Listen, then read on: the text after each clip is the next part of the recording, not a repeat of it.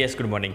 આજે stock specific નજર કરીએ તો હવે બિઝનેસ અપડેટ પણ છે અને સાથે સાથે તમે નજર કરો તો કંપનીના પરિણામની શરૂઆત થઈ ગઈ છે. એટલે સ્વાભાવિક છે કે હવે સ્ટોકનું લિસ્ટ પણ ઘણું લાંબુ આપણને જોવા મળશે. શરૂઆત કરીશું ડીમાર્ટથી. ડીમાર્ટના બિઝનેસ અપડેટ આવ્યા અને બિઝનેસ અપડેટ તમે નજર કરો તો કંપનીનો જે ઓવરઓલ છે બોટમ એટલે કે નફો 4.5% વધીને 684 કરોડ જોવા મળ્યો છે. કંપનીની આવક પણ જોઈશું તો એમાં પણ 15.5% ગ્રોથ આપણને બીજા ત્રિમાસિકના અપડેટમાં જોવા મળી રહ્યો છે.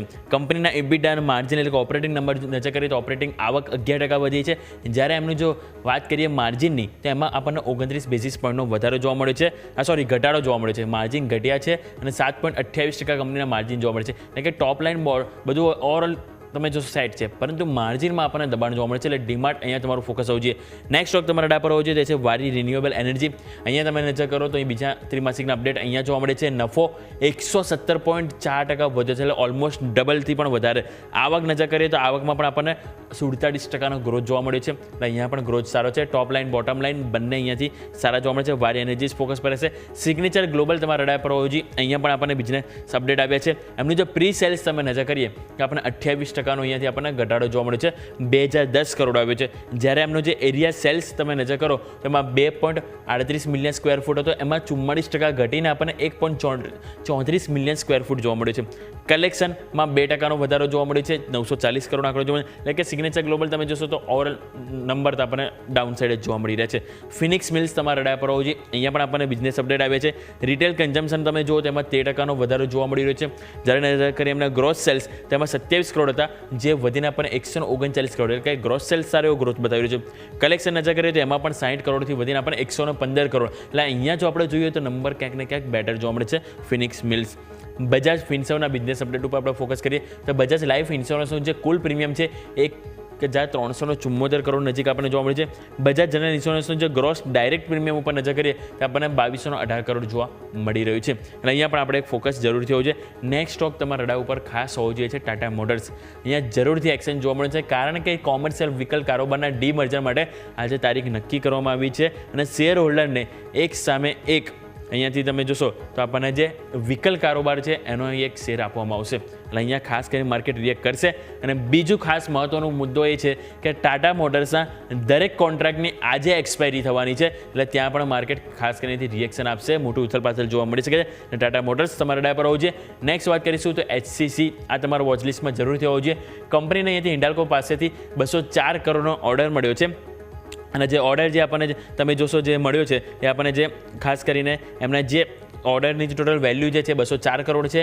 સુપર કન્સ્ટ્રક્શન ઉત્પાદન અને સપ્લાય અને બાંધકામ માટે ઓર્ડર આપવામાં આવ્યો છે. અને અહીંયા તમારું ખાસ કરીને ફોકસ હોવું જોઈએ. SCC NTPC ગ્રીન એનર્જી પણ તમારા ડાયા પર હોવું જોઈએ. અહીંયા પણ સમાચાર છે કે જાપાનની જે ENEOS કોર્પોરેશન છે એની સાથે અહીંથી તેઓ MOU કર્યા છે. અને MOU બાદ તેઓ અહીંથી ગ્રીન મેથેનોલ અને સાથે ગ્રીન હાઇડ્રોજન પ્રોડક્ટ્સના જે સપ્લાય માટે અહીંથી કરવામાં આવ્યું છે કરાર. એટલે અહીંયા પણ એક એક્શન જરૂરથી જોવા મળશે. લુપિનમાં સમાચાર સારા છે, કારણ કે USFDA દ્વારા એમની જે ન્યૂ જર્સીની જે ફેસિલિટી હતી સોમરસેટ કે જેની ઉપરથી તપાસ કરવામાં આવી હતી અને તપાસમાં 0 ઓબ્ઝર્વેશન મળ્યા છે.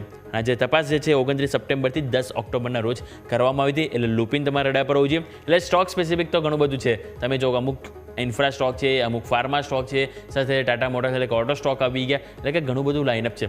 પરંતુ આજે શું ખાસ એમાં પણ જોઈએ તો ખરેખરમાં એમ કહી શકાય કે આજે ઘણી બધી ઇવેન્ટ છે જે માર્કેટમાં રિએક્શન આપવાની છે. સૌથી પહેલાં જો નજર કરીએ તો ઘરેલું સપ્ટેમ્બરના CPIના જે આપણા આંકડા આવશે એટલે ત્યાં માર્કેટ રિએક્ટ કરશે. પરિણામ સિઝન શરૂઆત થઈ ગઈ છે. આજે 3 કંપનીના પરિણામ છે, જેમાં તમે જોશો HCL ટેક, આનંદ રાઠી વેલ્થ અને જસ્ટ લાઇલ. આ ત્રણેય કંપનીના બીજા ત્રિમાસિકના પરિણામ આવશે. અહીંયા ફોકસ રાખશું. બીજું આપણે ખ્યાલ છે કે દર અઠવાડિયે તારીખ આપવામાં આવે છે વોડાફોન એડની. આજે ફરીથી સુપ્રીમ કોર્ટમાં આપણને સુનાવણી છે. એટલે ત્યાં માર્કેટ જરૂરથી રિએક્શન કરશે. સ્ટોક ફોકસ પર રાખીશું. ટાટા મોટર્સની ઓલરેડી આપણે વાત કરી કે અહીંયા દરેક કોન્ટ્રાક્ટની આપણે એક્સપાયરી છે, એટલે ત્યાં તમારો ફોકસ પર રહેશે. વાત કરીએ F&O બેન્ડમાં તો RBL બેંક ઓલરેડી હતું. સમ્માન કેપિટલ ફરીથી એન્ટ્રી થઈ રહી છે. એટલે 2 સ્ટોક F&O બેન્ડમાં છે. અહીં નવા F&Oમાં એન્ટ્રી નહીં લઈ શકાય. બીજું IPOની વાત કરીએ તો ટાટા કેપિટલ IPO જે છેલ્લા ઘણા ટાઈમથી લોકો રાહ જોઈ રહ્યા હતા, રિસ્પોન્સ પણ મળ્યો છે. હવે એમાં જોઈએ તો મોટાભાગના લોકોને IPOમાં એલોટમેન્ટ પણ મળ્યું છે. આજે લિસ્ટિંગ છે એટલે જોવાનું રહેશે કે લિસ્ટિંગ કઈ રીતે જોવા મળે છે. ઇસ્યુ પ્રાઇસ આપણને ખ્યાલ છે કે આપણને 326 રૂપિયા પ્રતિ શેર રાખવામાં આવી હતી. એટલે અહીંયા તમારું ફોકસ હોવું જોઈએ. રૂબિકોન રિસર્ચ અને કેનેરા રોબેકો એસેટ મેનેજમેન્ટ કંપની આ બંને IPOનો આજે છેલ્લો દિવસ છે અપ્લાય કરવા માટે. એટલે અહીંયા આપણે ફોકસ રાખીશું. બીજું કેનેરા HSBC લાઈફ ઇન્સ્યોરન્સ છે, એનો સબસ્ક્રિપ્શન માટે આજે બીજો દિવસ છે. એટલે અહીંયા પણ આપણે ફોકસ પર રાખીશું. અને NSE IFSC પર આજથી 0 ડે એક્સપાયરી હતી, ડેઇલી ઓપ્શન એક્સપાયરી ચાલુ થઈ ગઈ છે, એટલે અહીંયાથી 0 ડે એક્સપાયરી એમ કહી શકાય કે જે આપણે ફોકસ પર રાખીશું.